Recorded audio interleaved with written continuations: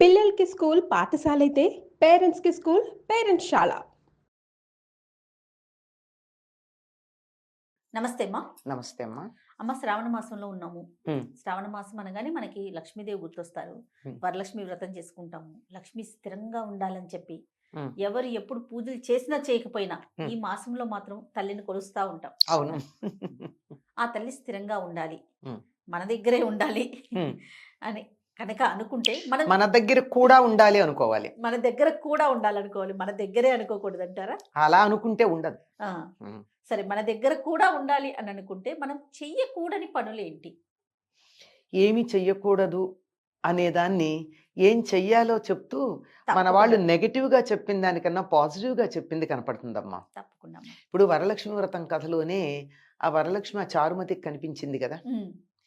ఎందువల్ల చారుమతికి కనిపించింది లోకంలో ఇంతమంది ఉండగా? అంటే చారుమతి యొక్క గుణాలు ఆవిడకి నచ్చాయి. హ్మ్. ఆవిడ ఆహ్, సుగుణాలు. ఆవిడ అత్తమామల్ని బాగా చూసుకుంది. గయ్యాళి కాకుండా ఉండేది. అంటే ప్రతిదానికి నెగెటివ్‌గా చూడడమే కదా గయ్యాళితనం అంటే. అంతేగా. బాగున్నావా అని అడిగామనుకో, ఏ నేను బాగుండడం నీకిష్టం లేదా? అని అడుగుతారు. ఇలా మాట్లాడేవాళ్ళు ఉన్నారా ఉన్నారు. లేదా? ఉన్నారు. ఇది గయ్యాళితనం అంటే. ఆ! అంటే ఏది చెప్పినా దాన్ని సానుకూల దృక్పథంతో తీసుకోవడం అది సరైన పద్ధతి. హ్మ్. తర్వాత సంతోషంగా ఉండేది. ఉన్నంతలో తృప్తిగా ఉండేది. హితంగా, మితంగా మాట్లాడేది అని జెప్పారు. ఈ గుణాలు ఉన్న చోట వరలక్ష్మీదేవి మనం పిలవకుండా మన ఇంటికొస్తుంది. ఇవి మనలో మనం పెంపొందించుకోవాలి. ఓకే. అంటే దీన్ని బట్టి మనకేమర్థమైంది? ఇల్లు కూడా శుచిగా పెట్టుకునేది. ఆవిడ బాగా చదువుకుంది కూడాను. ఆహా! హ్మ్. చదువుకుంది. ఆ ఓకే. రోజుల్లో ఆడవాళ్ళందరూ చదువుకున్నారమ్మా. చదువుకోకుండా లేరు. అంటే ఈ రోజుల్లో లాగా ఉద్యోగాలు చేయలేదు. మగవాళ్ళు గూడా చేసేవాళ్ళు కాదుగా. అది. అంచేత ఆ! దాని గురించి అర్థం జేసుకోవాలి. కనుక చక్కగా బాగా చదువుకుంది. ఇన్ని ఉన్నాయి. పైగా మంచి బుద్ధి కలిగింది. తనకి కలిగిన మేలు 10 మందికి కలగాలి అని ఆలోచించింది. అది. అదే గన్నా మీ ప్రశ్న చెప్పారు నా గదా! ఆ! దగ్గరే ఉండాలని కాదు. నా దగ్గర కూడా ఉండాలి అనుకున్నప్పుడు ఎందుకంటే లక్ష్మీదేవి చెంచల. హ్మ్. ఆవిడ నామాలు చెంచలాయే నమః, చపలాయే నమః అని చెప్తూ ఉంటాం. అవును. చంచలంగా లేకపోతే ఏమవుతుందమ్మా డబ్బు ఒక చోట ఉంటే కంపు కొడుతుంది. హ్మ్. ఏదైనా సరే నిలవ ఉండకూడదు. ఆంగ్లంలో కూడా ఏమంటాం ధనాన్ని కరెన్సీ అంటాం. అంటే ప్రవహించేది. ఒక చోట ఉంటే దానికి విలువ లేదు. అవును. బీరువాల్లో దాచుకుంటే ఏమవుతుందమ్మా? అంతకుముందు రూ. 1000 నోట్లలాగా అయిపోతుంది. అంతే కదా! అవును. ఇప్పుడు మరి 2000 500 కూడా అలా అవుతాయేమో మనకి తెలీదు. హ్మ్. వాడుకుంటూ ఉంటే ఉపయోగంగా ఉంటాయి. ఉపయోగపడుతుంది. హ్మ్. కనుక కదులుతూ ఉండాలి, తిరుగుతూ ఉండాలి, ఉపయోగపడుతూ ఉండాలి. హ్మ్. అలా ఉండేటట్టుగా చేసినప్పుడు మాత్రం లక్ష్మి స్థిరంగా ఉంటుందమ్మా. లక్ష్మి అంటే డబ్బు మాత్రమే కాదు గదా! అన్ని రకాల సంపదలు లక్ష్మి. అవును. ఆరోగ్యం ఉండాలి, సంతానం ఉండాలి. అందుకే అష్టలక్ష్ముల గురించి చెప్పారు. హ్మ్. చేత అన్ని లక్ష్ములు గనక అందులో ఉన్నట్టయితే సంతానలక్ష్మి, విద్యాలక్ష్మి, ధనలక్ష్మి, ధాన్యలక్ష్మి, ధైర్యలక్ష్మి, విజయలక్ష్మి ఇవన్నీ కూడా సంపదలే మనకి.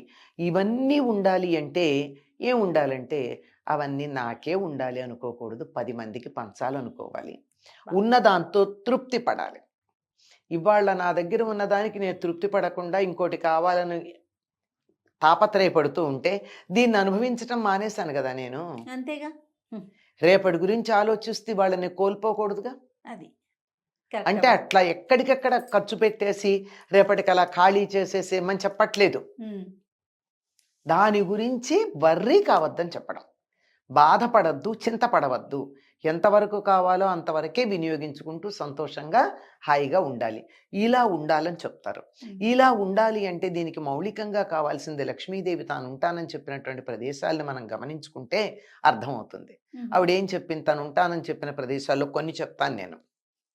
ఒకటేమిటంటే శుచిగా ఉన్న చోట ఉంటానందావిడ. హుహు.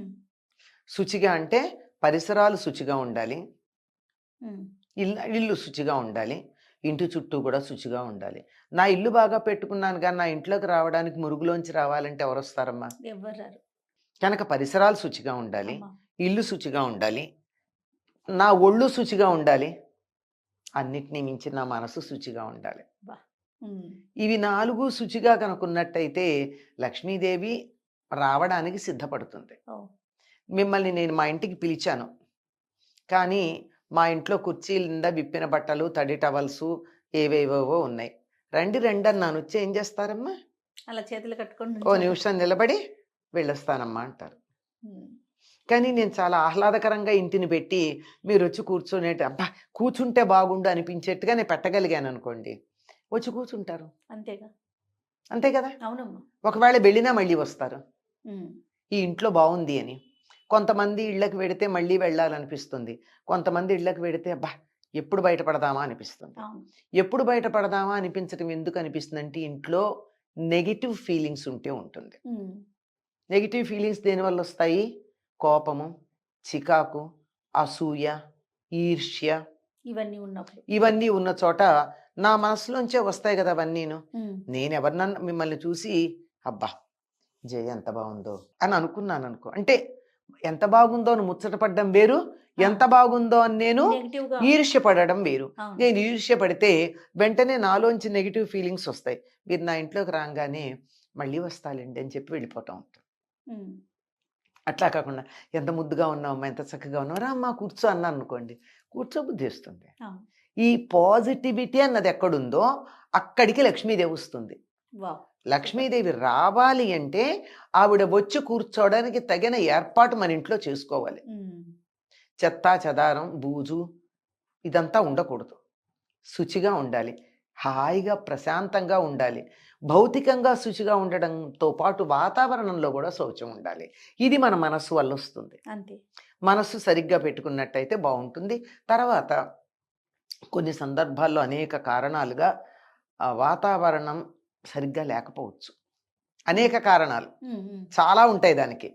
దాన్ని బాగు చేసుకోవాలంటే దైవనామస్మరణ చేస్తే చాలు. ఓ. కాస్త దైవనామస్మరణ చేయండి ఇంట్లో. చేస్తే మన ప్రమేయం లేకుండా ఇంట్లో చేరినటువంటి నెగిటివిటీ ఎవరో వచ్చారు. కొంతమంది ఎంత నెగిటివ్గా ఉంటారంటే వాళ్ళు అవును. వచ్చేళ్ళాక ఒక గంట దాకా మనం కూడా ప్రశాంతంగా ఉండం అవును. అవును.